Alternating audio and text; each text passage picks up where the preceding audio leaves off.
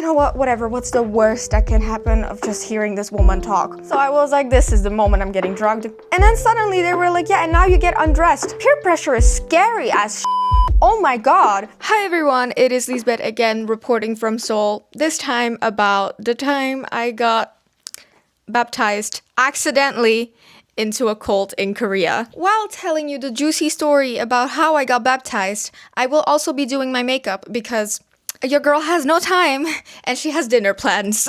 First of all, I'm gonna take you with me to my bathroom because lenses. Fun fact, I ran out of lenses about a week ago. So I've been using all the rest, but I don't have any like fitting for my right eye anymore. So I'm wearing the strength of my left eye and my right eye, which is giving me terrible headaches, but a girl gotta do what a girl gotta do. Okay, fucking see. Oh, actually, before I do makeup, I always apply this Mixun Bean Essence because, I don't know, it just feels great on my skin and it like makes my makeup look amazing. Yeah. Oh yeah, before I get more people coming at me, I now finally know how to use a beauty blender. But the girl in the video uses a beauty blender, so I'm gonna use a beauty blender.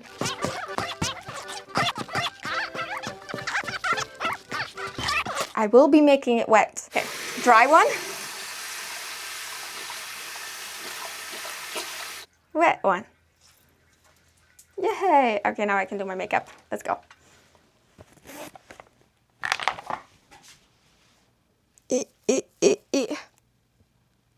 I completely forgot I was supposed to be doing a story time. So, it's not really like news that, you know, there's a lot of cults in Korea. However, it's very clear when something is a cult. That's also why the story is kind of funny, because I knew from the start it was a cult. And I didn't just like, well, technically I did. You know what, let's just start at the beginning. Also, the story is like from a year ago, so this is not recent. Basically, where I live is a university neighborhood. So, you know, a lot of foreigners, a lot of students, and a lot of young people. And there's a 편의점, a convenience store close to my house where I often go buy like just drinks or anything like small. But the last 2 weeks at that time that I was going to this convenience store, there were these two ladies that kept walking up to me and I kept being like, oh, I don't have time. Like I have things to do. I have class, you know, like I kept telling her like, I don't have time. And then she kept being like, oh, do you have time tomorrow at this or this and this? And then every time I would tell her no. And then suddenly she popped up in front of my apartment. This convenience store is not very far from where I live, but it still creeped me out a little bit because she obviously saw me walk into this building. So it made sense that she knew where I lived. Still, it's a little creepy, you know?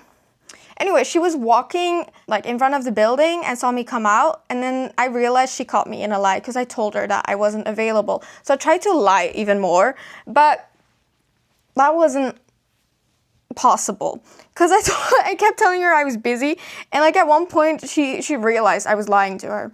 She was like, yeah, but like don't you really like have like 5 minutes? And I was, you know what, 5 minutes, I'll give you 5 minutes of my time. I thought she was gonna start talking to me on the spot, right? No. She was like, do you mind like coming to our church? It's like literally 2-minute walk away. I was like, I don't really want to. And she's like, but I swear it's fine. And I have really hard time saying no. So I ended up being like, you know what, whatever. What's the worst that can happen of just hearing this woman talk? I have issues. Anyways, at that time I was still very much naive. I was also in a very toxic relationship. And I didn't realize that at the time. Later on, I was doing research about this church, and they believe in God the Mother, who is basically a Korean woman. The cult that I was baptized into is called the World Mission Society Church of God, a new religious movement founded in 1964 by An Sang-hong, also known as Christ An Sang-hong in South Korea. It's a worldwide church with over 7,800 branches in 175 countries and approximately 3.9 million registered members. They made up this whole like religion, but it's based on the Bible. Oh my god, I put on too much blush because I don't have like a proper mirror here. Basically, they built this whole religion around a Korean woman and her teachings. The church believes in God the Father and God the Mother. I did some more research, and the people that escaped this church all claim it's a cult. A lot of the people that like get into this church are pressured to either get their family members into this church, or they are cutting off their family members completely. Like, the people will change completely, and most of the time there's also money involved because a lot of people invest into these churches. They go broke, and it's really hard to escape. Anyways, I ended up walking with this woman to the church, which, by the way, it was not 2 minutes away. It was like a 10-minute walk, and that's when I was starting to like be creeped out a little bit. But at that point, what can you do, you know? Let me put on my bronzer for a second. And I told her that I really don't have a lot of time, so if we could hurry this along, it would be nice. And she was like, yeah, it's not gonna be long. And then she sat me down in this like building. I assume it's their church. She sat me down and she started to explain to me about God the Mother. And at that point, I knew I landed in one of those funsy cults. And I was like, this is not gonna end well for me, is it? I don't know how they do it. They manipulate you so, like, they make you feel like you can't say no. It's really weird. I've had this with like people that I've known and like love, and that's the reason why I can't say no to them, because I love them. But these people, it was just, they're strangers. So not being able to say no to them, especially for something like this, was kind of weird. So anyways, they told me a whole story about how like God is the mother and that doomsday is coming and that like we all need to repent and stuff like that. And I was like, I'm not religious. Like, I got baptized and stuff, but when I grew up, I kind of like lost touch with religion. So I don't really believe in any of it, and I don't really have any religion. Like, I think it's important for people to have religion, but I'm not really, I respect it, but it's not for me. I heard her out, and then suddenly this priest came, and he was like, so are we getting baptized? And I was like, what? And they didn't even really give me a chance to say no. All of a sudden, I was on the second floor of this building. These 3 women sat in front of me with like these religious capes over their head and a priest, and they were praying in front of me in Korean, didn't understand anything. And then I was like, oh my God, this is it. This is the end. I'm gonna get drugged. I'm gonna be trafficked. I don't know. I was thinking the worst. Finally, they come to an end and they give me like the body of Jesus or whatever it was. They offered it to me. I shared it with the priest, and then they offered wine. And I was like, oh no, because it was like a liquid. They didn't show the bottle or anything. So I was like, this is the moment I'm getting drugged. This is it. This is it. I ended up not being drugged, but it was still a terrifying experience. And then suddenly they were like, yeah, and now you get undressed.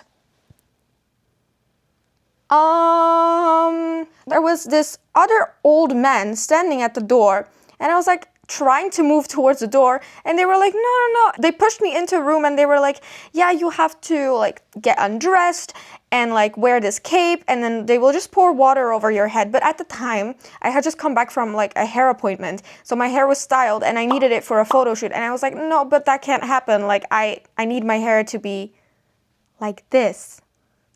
Like, I was trying to find any excuses, and I was like, I really don't want to like take part of this. And they were like, no, it's fine, it's nothing. And I ended up getting undressed because I can't say no, which is a little embarrassing, but you know, told them I was ready. And then the priest was like, oh yeah, I'll make sure to not ruin your curls. And they like poured water over my head, obviously ruined my curls. And that's how I got baptized.